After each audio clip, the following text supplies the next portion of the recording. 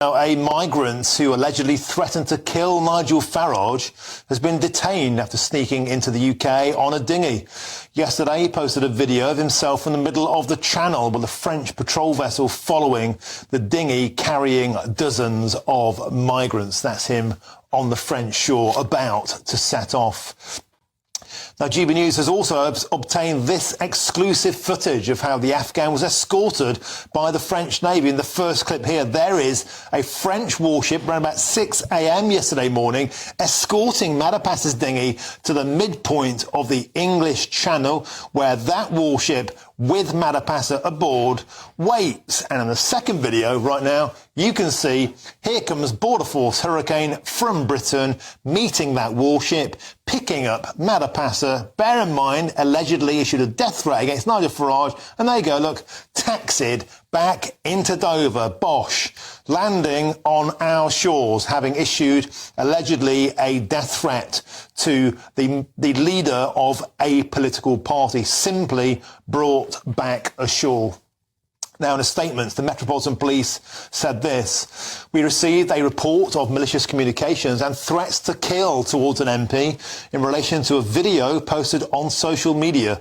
Detectives have been investigating and inquiries remain ongoing." Well, joining me now to discuss this down the line is the human rights lawyer, Dr. Shoaib Khan. Welcome to the show, Shoaib. Always a pleasure. So we talked about this case a few weeks ago, and you said it was the right thing to do to get this gentleman into Britain and to deal with him here. We obviously can't go into the intricacies of this case. It's an open case. But in principle, my point to you is quite simple. If somebody issues threats against parliamentarians in Britain, and they are from a country such as Afghanistan, or it could be Iraq, could be Syria, irrespective of the fact that we don't have a returns agreement with them, they should immediately and simply be deported.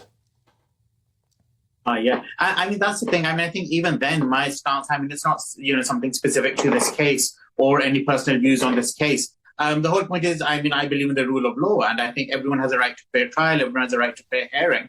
Yes, I mean, even now when you were just introducing this piece, you yourself said, even though we've all seen the video, but you said, allegedly using the legal threats. And so, of course, that's what our law is. That's what we are bound by law to say. And that's the whole point. So if he is in this country, then rightly, as the police, and as we understood yesterday, he was arrested by the police, not just under immigration, but also possibly criminal powers. And that is what this relates to, those alleged threats. So, of course, I think it's the right thing to let the law take its course. Let's see where our legal process takes us. But I don't think that's necessarily grounds for him to be permanently banned or excluded from the UK just because we've seen that, whatever, 30-second or 60-second video. Well, let me put this to you.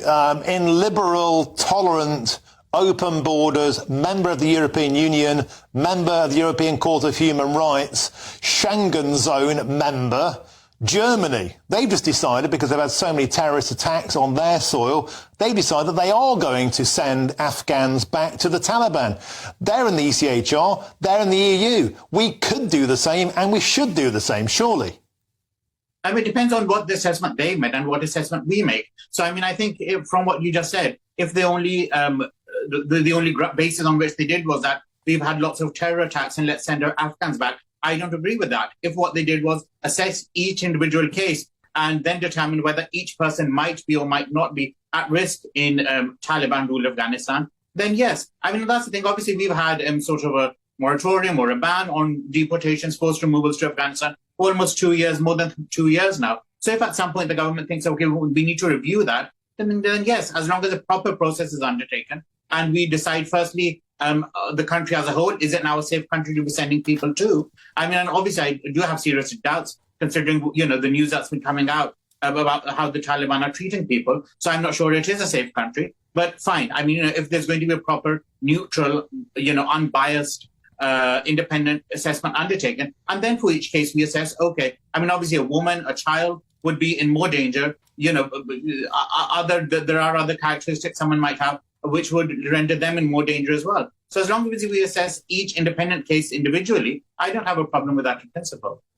Okay, let's just be clear that it's allegations of Madapasa making these threats. This is now an active case. We don't want to go into that one anymore. Let's move on to two other cases, though, that you and I have talked about before, and that was an Indian-born paedophile who has won the right to remain in the United Kingdom because he has a right to a family life with his children. There's a Syrian bank robber who's won the right to remain in Britain because of his right under human rights laws to a family life. It's a simple case, is it not, Dr. Khan? The human rights law no longer protects the human rights of British citizens. It protects the rights, ostensibly, of foreign criminals. I mean, it protects everyone's rights, and that's the point. I mean, most of those cases, they never make the news, do they? I mean, just today, I think we saw, there's going to be human rights challenge brought against the VAT that's being imposed on private schools. That's a human rights case. I don't know who's going to win, but it's hardly a terrorist from Syria. Exactly, that's my point. But what you said was, why are British people or non-criminals not protected? And that's the point, they are. But those cases don't, hundreds and thousands, we have legal human rights cases going through the courts. They never come to the media, and rightly so. But it's just when occasionally, we have one Syrian, one Indian, someone with a criminal record, and then suddenly because they represent. But that's like saying, occasionally we only have one Indian-born paedophile. Oh, occasionally we only have one Syrian terrorist. We don't want any of those people in the country. Surely, if they're born abroad, if they abuse the human rights of our citizens, particularly children, they should be booted out.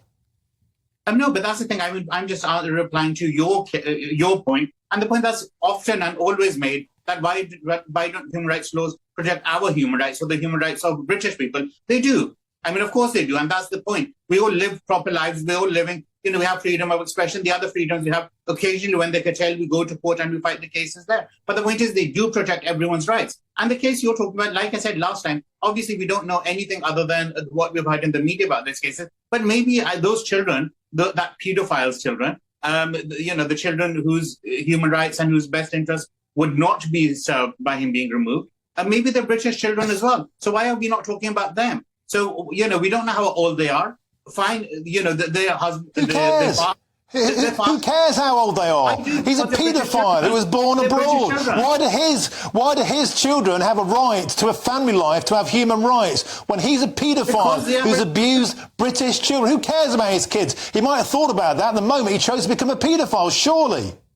But you just said, why do human rights laws not protect British peoples? And they might be British people, is my point. Are you saying that those British children should lose their human rights because of the criminal record of their dad? I'm saying the father should lose his human rights because he's a paedophile. It's cut and dried. How do the children ever see the father again? Why are we saying they should lose their father forever as well? Well, how about he chose to not be a paedophile? Then he might not have got deported. He made a terrible life choice. Now that we are in this situation, he did what he did. He's being punished. Now, what's your solution? Separate from him from his children forever. The children lose their father forever. I just don't agree with that. Tough.